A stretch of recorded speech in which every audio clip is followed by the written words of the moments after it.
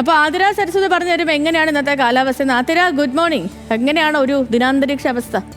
Good morning Sethu. പ്രിയപ്പെട്ട പ്രേക്ഷകരെ, sky വാച്ചിലേക്ക് സ്വാഗതം. സംസ്ഥാനത്ത് ഇന്നും പ്രത്യേക മഴ മുന്നറിയിപ്പുകളൊന്നും പുറപ്പെടുവിച്ചിട്ടില്ല. കേരളത്തിൽ പൊതുവെ തെളിഞ്ഞതും വരണ്ടതുമായ കാലാവസ്ഥയാണ് തുടരുന്നത്. കേന്ദ്ര കാലാവസ്ഥാ വകുപ്പിന്റെ റിപ്പോർട്ട് പ്രകാരം വരും ദിവസങ്ങളിലും മഴയ്ക്ക് സാധ്യതയില്ല. പകൽ സമയത്ത് പരമാവധി താപനില 30 ഡിഗ്രി സെൽഷ്യസ് മുതൽ 34 ഡിഗ്രി സെൽഷ്യസ് വരെയും രാത്രിയിൽ കുറഞ്ഞ താപനില 21 ഡിഗ്രി സെൽഷ്യസ് മുതൽ 23 ഡിഗ്രി സെൽഷ്യസ് വരെയും ആയിരിക്കാനാണ് സാധ്യത. മലയോര മേഖലകളിൽ ശൈത്യം കഠിനമായി തുടരുകയാണ്.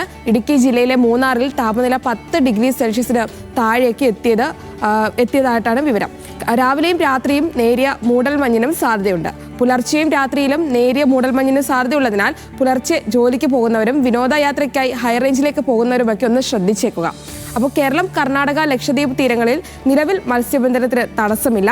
തെക്കൻ തമിഴ്നാട് തീരം, ഗൾഫ് ഓഫ് മാന്നാർ, കന്യാകുമാരി ഭാഗങ്ങളിൽ മണിക്കൂറിൽ 45 മുതൽ 65 കിലോമീറ്റർ വരെ വേഗതയിൽ ശക്തമായ കാറ്റിന് സാധ്യതയുണ്ട്. ഇനി ഓരോ ജില്ലകളിലെയും താപനില പരിശോധിക്കാം. തിരുവനന്തപുരത്തേക്ക് എത്തുമ്പോൾ 34 ഡിഗ്രി സെൽഷ്യസ് ആണ് ഏറ്റവും കൂടിയ താപനില. കൊച്ചിയിലേക്ക് എത്തുമ്പോൾ 32 ഡിഗ്രി സെൽഷ്യസ് ആണ് ഏറ്റവും കൂടിയ താപനില. കോഴിക്കോട് ഇന്ന് 34 ഡിഗ്രി സെൽഷ്യസ് ആണ് ഏറ്റവും കൂടിയ താപനില. കണ്ണൂര് 32 ഡിഗ്രി സെൽഷ്യസ് ആണ് ഏറ്റവും കൂടിയ താപനില. അപ്പോൾ വരും ദിവസങ്ങളിലും മഴ മുന്നറിയിപ്പുകളൊന്നുമില്ല. ഒരു വരണ്ട കാലാവസ്ഥയായിരിക്കും സംസ്ഥാനത്ത് അനുഭവപ്പെടുക. അപ്പോൾ ഇന്നത്തെ കാലാവസ്ഥ വിവരങ്ങൾ ഇങ്ങനെയൊക്കെയാണ്. ഇനി സേതുലക്ഷ്മിയിലേക്ക്.